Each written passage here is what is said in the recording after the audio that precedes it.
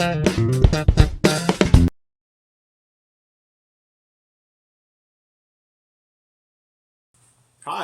I'd like to speak to you today about Testors paints.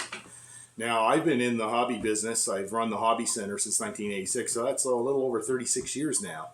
And I've been building models since I was about 8 years old, and I'm 62 now, so do the math. Testors has always been a part of the firmament. Testors was a name you could count on. Everywhere you went to the department store, you went to the hobby store, you went to the hardware store.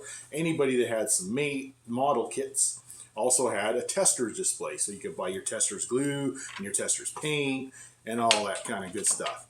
Now, for many hobbyists, that's all it was. Testors was the thing. You worked with Testors. So whatever colors Testors had, you used. Whatever they didn't have, you did without, or you may do some other way. You know, you may not have loved the paint, but it was always there, and people got used to it. Now, I know people to this day, I know contest winning builders who still use Testors tube cement. They swear by it, and they use Testors enamels through their airbrush and get great finishes. So, as the popular saying goes, a good worker does not blame his tools.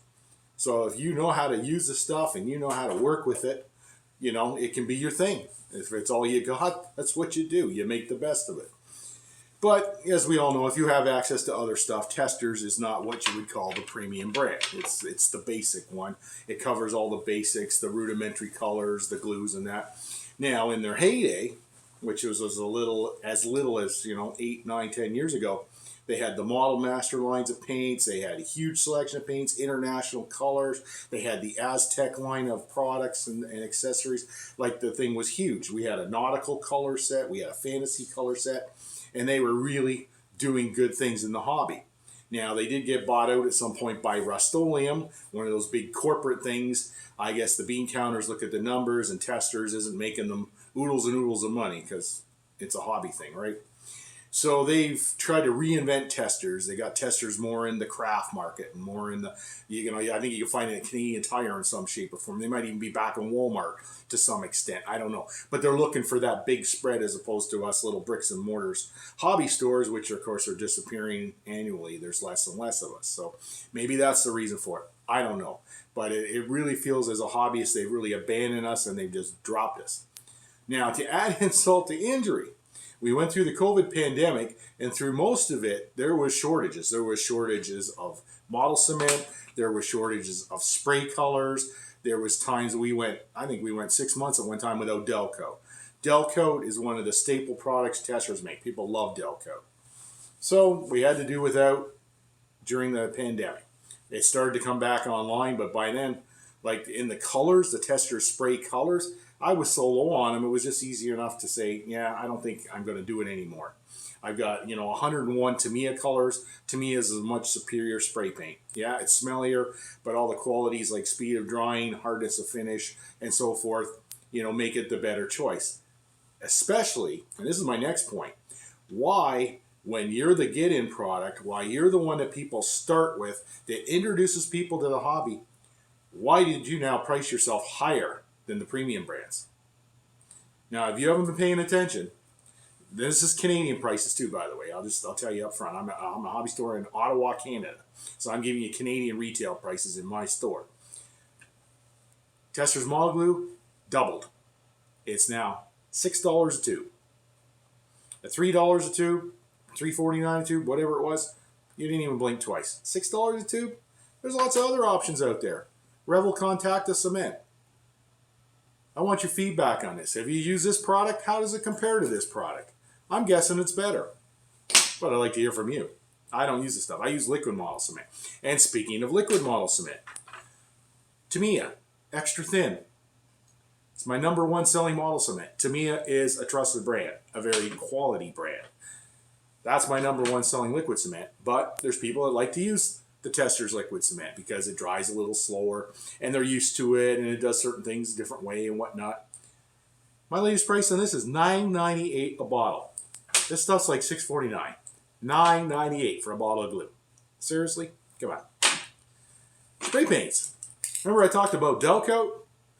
Delco currently comes in at $14.98. When this stuff's done, it's gone. Okay, I'm not going to carry it anymore. Testors, flat clear, TS80. I'm sure is a superior product, $11.49 a can.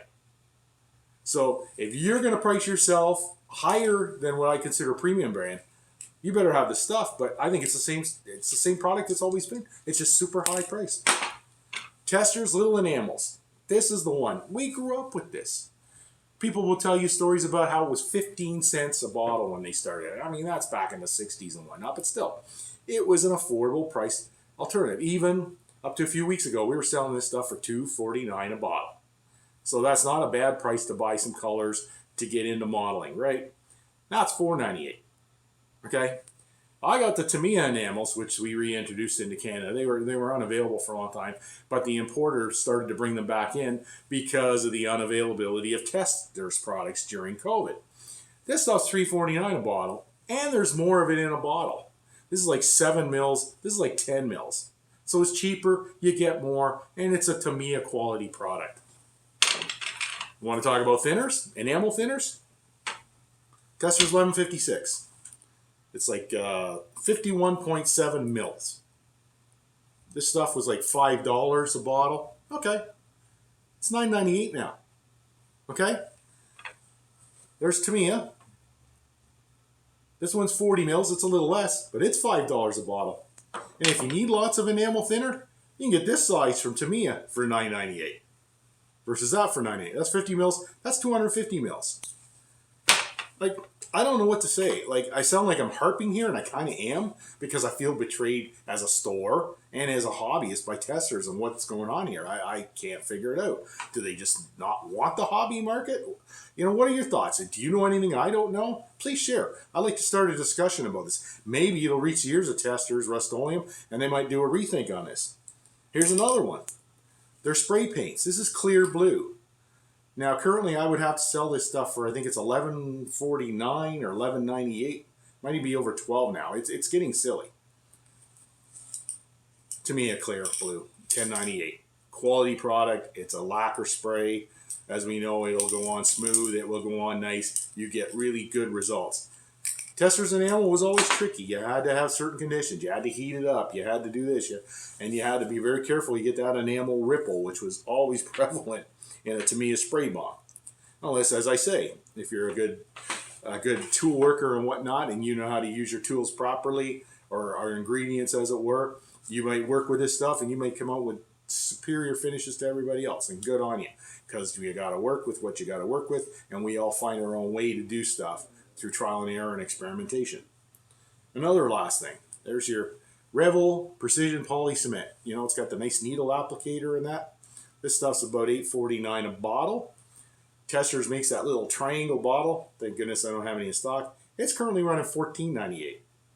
Again, this is a comparable or even better product by a brand name, Revel Germany. So, you know, I don't know what Testors is thinking. So I guess what I'm saying here is, as a store, and I've talked to some of my distributors, and they're feeling the same way, Testors might just vanish from the hobby store shelves. And it's because they're pricing themselves out.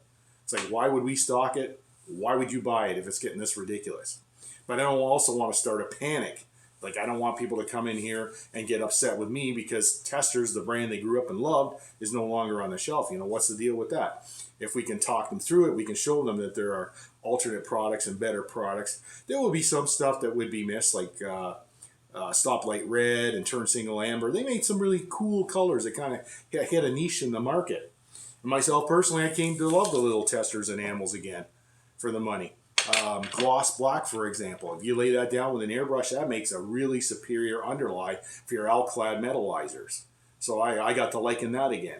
And then somebody taught me the trick of putting clear enamel in with your gloss paint, mixing that with the thinner and spraying on it. Man, you can get some really nice high gloss smooth finishes.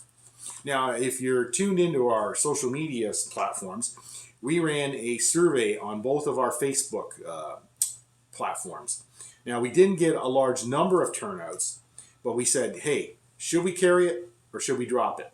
So out of the responses we got, 38% said keep it, 62% said drop it.